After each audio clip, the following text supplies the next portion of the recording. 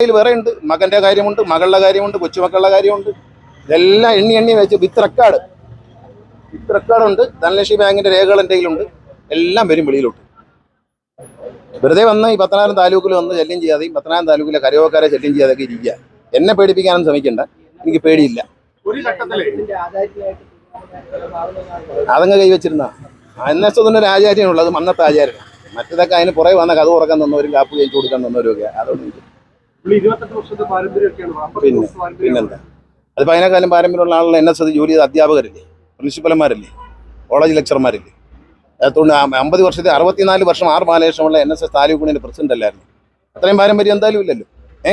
Kidangoor ഗോപാലകൃഷ്ണമുള്ള sir വരുന്നവരെ എവിടെയായിരുന്നു എന്ന് അന്വേഷിക്കുക, അദ്ദേഹം പോകുന്നവരെ എവിടെയായിരുന്നു എന്ന് അന്വേഷിക്കുക. ഇതൊക്കെ അറിയുന്നവരും കണ്ടവരുമാണ് കേരളത്തിലെ നായന്മാർ.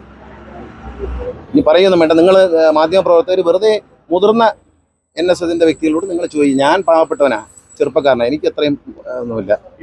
ഞാൻ കാണുമ്പം പണിക്കർ സാറിനെ തടവിലിട്ടേക്കുന്നേ കണ്ടിട്ടുണ്ട്.